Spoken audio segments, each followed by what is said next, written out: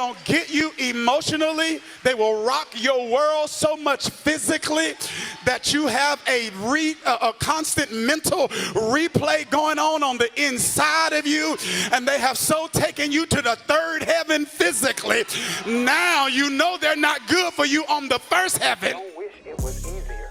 Wish you were better.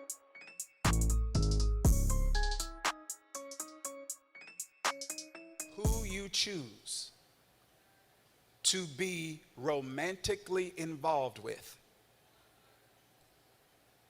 is one of the most consequential decisions you will ever make. I'm going to say this again. Besides making a decision to live your life following the example and adhering to the instructions of Jesus Christ, besides that, the most consequential decision you will make is who you choose to spend the rest of your life with. I want to reiterate a word that I chose to use to convey my point, and that word is consequential. Because I am not saying that your relational life is the most important thing in your life. I am saying it affects everything that's important. It's tight already. And watch this, decisions that are this consequential should not be made casually. However, the spirit of this age, what does that mean? That's a term that Paul uses in the Bible to describe social trends, the way people typically do things in a given point at human history. The spirit of this age has seemed to cultivate a culture of casualness. Come on.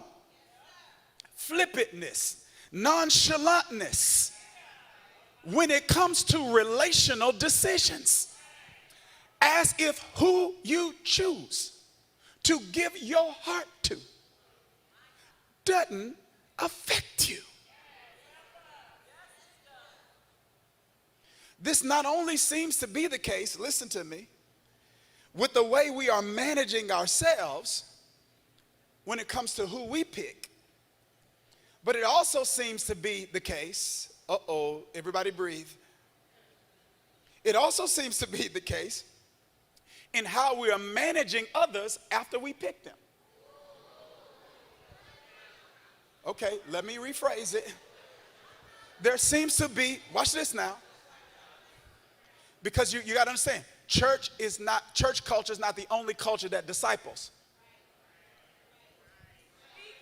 There's a word the Bible uses to describe Christians who have been discipled by culture. The word's carnal.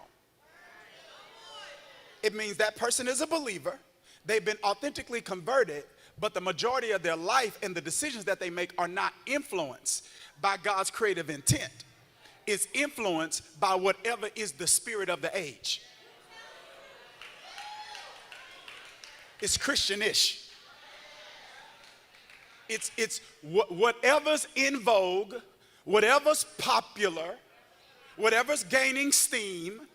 Yeah, whoever the new influencer is on relationships, even if they don't have one.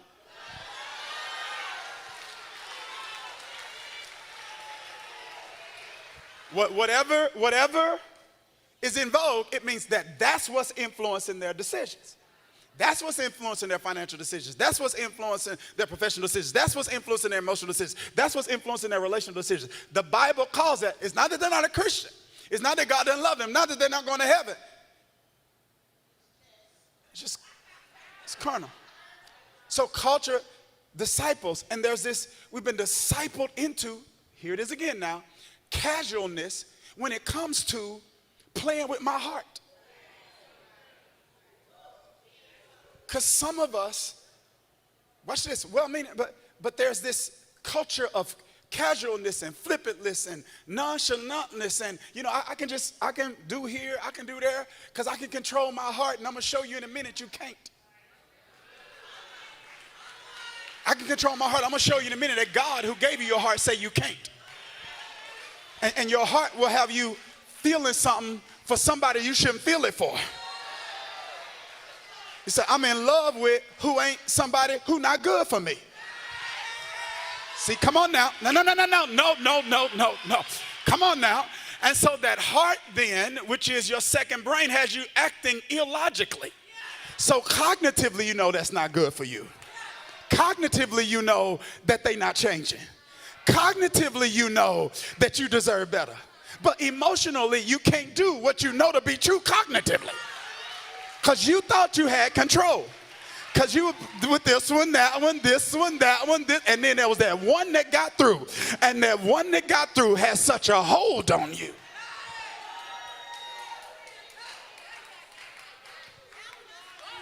I know you got it under control, but it's, now we have children's church, right? The kids, because I said I'm talking like a spiritual father today. So you got your kids in children's church, right? We got a great one. We got staff, so you, okay. It's always going to be that one. And if they don't get you emotionally, they're going to get you physically. See, I'm just going to stay in the camera. I'm going to say it one more time because I'm not playing games with the devil today. And I'm not talking around this subject. I'm going straight there. If they don't get you emotionally, they will rock your world so much physically that you have a constant mental replay going on the inside of you, and they have so taken you to the third heaven physically. Now you know they're not good for you on the first heaven. Ain't nothing good but that was so good that you keep going back.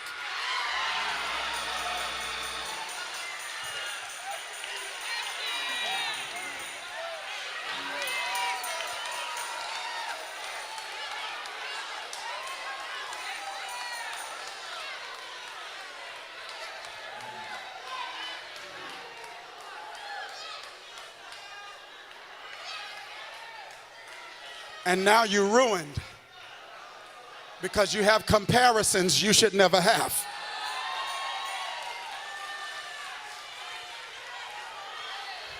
You're wrestling with comparisons God never intended for you to wrestle with, and it complicates your ability now to choose correctly because you're trying to recapture something that you got in a season where the enemy wanted to embellish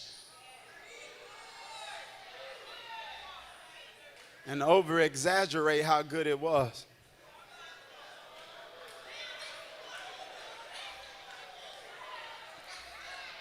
Because as that good as it was, you still left because the other part was that bad.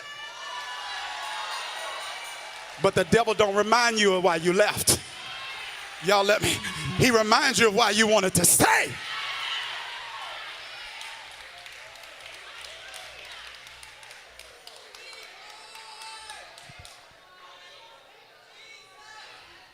There's a casualness, flippantness,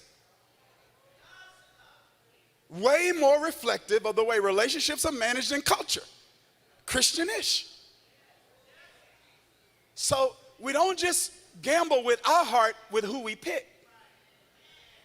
We can also be inconsiderate of the hearts of the people we do pick.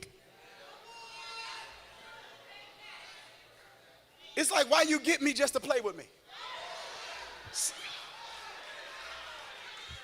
Do you want to be in a relationship or not?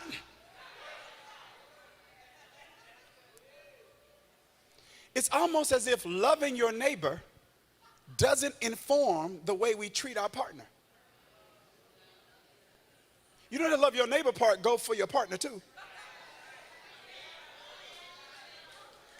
Love my neighbor, I do love them. No. Agape. What's that? That's 1 Corinthians 13. Love is patient. Love is kind. Love keeps no record of wrongs.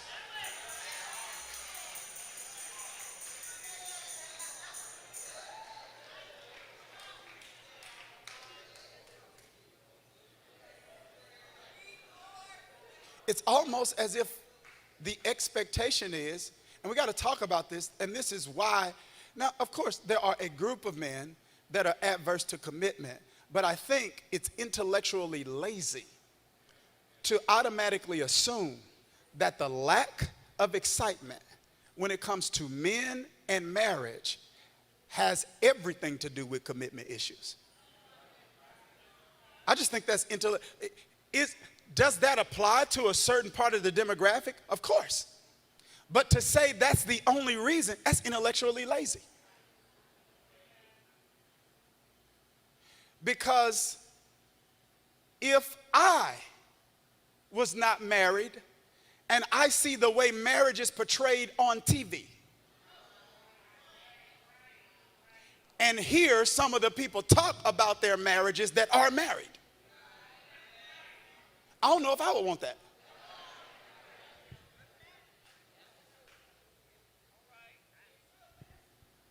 Are y'all okay? I want you to think about the images and the examples of marriage. And I know culture is not our example, but that's what's in front of most people.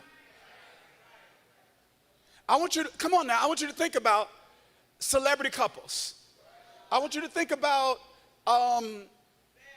no,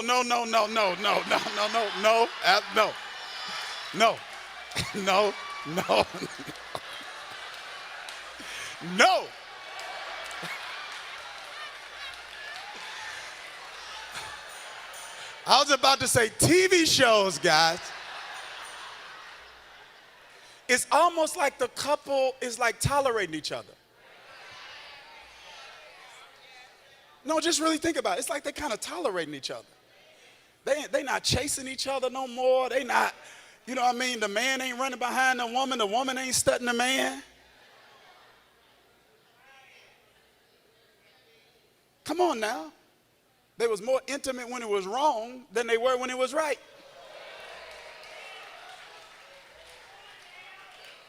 Baby, come get the mic, because they want me to play games.